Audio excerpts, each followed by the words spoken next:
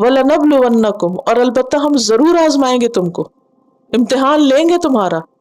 surely we'll test you. ابھی اللہ نے خود ہی بتا دیا ہے کہ دنیا میں آئے ضرور امتحان ہوگا، کیونکہ دنیا میں آنے کا مطلب یہی ہے خلق الموت والحیات لیبلوکم ایکم احسن عملا. زندگی موت اس نے بنائی کس لیے؟ کہ تمہارا امتحان لے. اس دنیا میں ہم کس لیے ہیں؟ آزمائے جانے کے لیے. چھانٹ پٹک کے دیکھا جا رہا ہے کہ کون جنت کے قابل ہے. تو ضرور آزمائش ہوگی. چلے مان لیا. کس چیز میں آزمائش ہوگی؟ 5 چیزوں میں آزمائش ہوگی.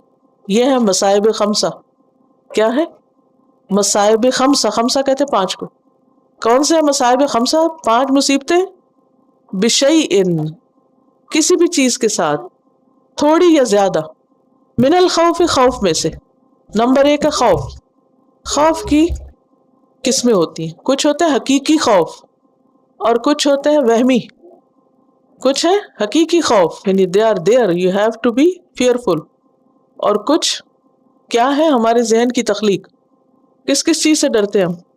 اندھیرے سے اور سانپ سے، بلی سے، کتے سے، کاکروچ سے، چھپکلی سے، اور جن بھوت سے، اور مستقبل کے حالات سے، دنیا کے حالات سے، لوگوں سے، مرنے سے. کتنے خوف ہیں؟ اگر آپ لسٹ بنائیں تو ایک وقت لگے. اور کچھ تو ہر وقت دل میں شیطان کچھ نہ کچھ وسپر کرتا رہتا ہے، وہ بے وجہ کے خوف پڑے رہتے ہیں. تو اللہ کہتا ہے کہ آزمائے ضرور جاؤ گے. سب سے پہلی چیز جس میں پڑتا ہے انسان وہ خوف ہے. ذرا سا بچہ بڑا ہوتا ہے نا، ہوش سنبھالنے لگتا ہے، تو سب سے پہلے جو مصیبت اس پہ آتی ہے وہ کیا ہے؟ خوف. ڈراتے ہیں لوگ، لیکن حقیقت میں تو صرف اللہ ہی سے ڈرنا چاہیے. اور باقی طبعی خوف ہے. سانپ کا ڈر یہ کوئی ایسی بری بات نہیں ہے کہ حضرت موسیٰ علیہ السلام بھی عصا سے ڈر گئے تھے. تو یہ انسان کے اندر ہے، آزمائش ہے نا انسان کی، اس لیے وہ خوف کا ایک احساس رکھا گیا. اللہ کی ناراضگی سے ڈرنا چاہیے. والجوع، اور بھوک سے آزمائیں گے.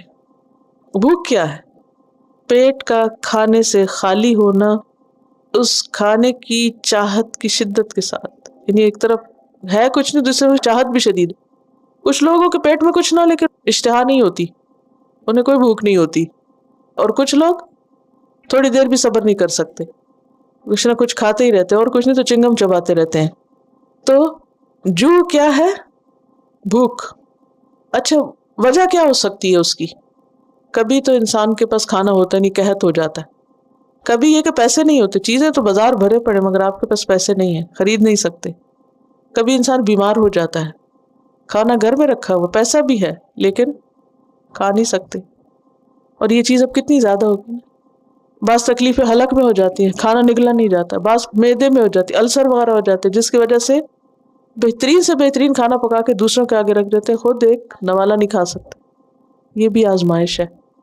تو طرح طرح سے آزمایا جاتا ہے انسان. وَنَقْصٍ مِّنَ الْأَمْوَالِ، مالوں کی کمی.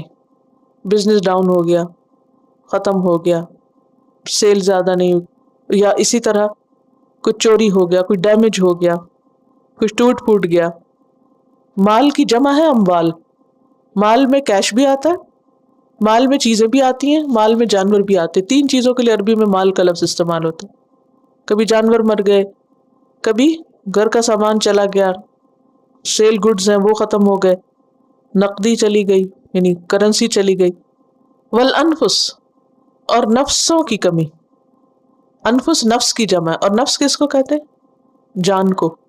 اور جان میں کمی کس طرح آتی ہے؟ جیسے بیماری اور موت. اچھا بیماریوں میں کبھی وبائی امراض پھیل جاتی ہیں، وائرسز پھیل جاتے ہیں، ہلاکت خیز بیماریاں. برڈ فلو کا کتنا خوف ہے انسانوں کو.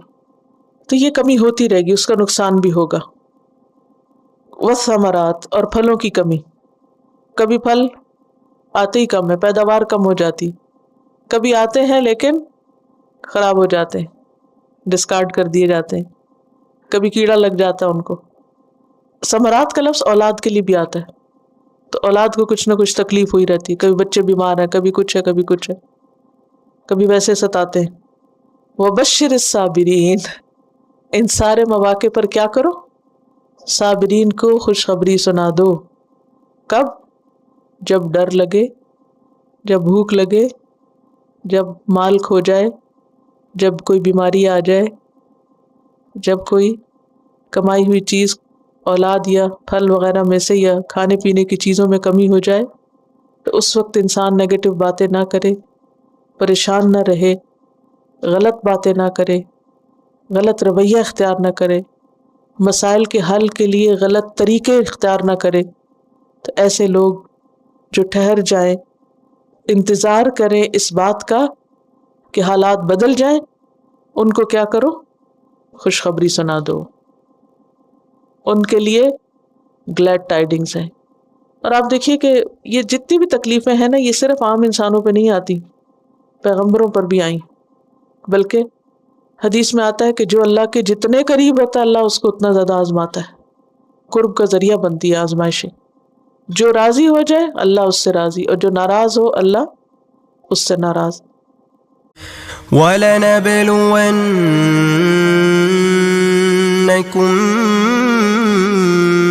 بِشَيْءٍ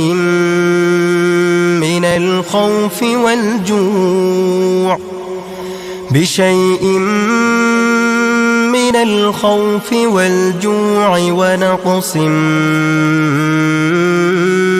من الأموال والأنفس والثمرات وبشر الصابرين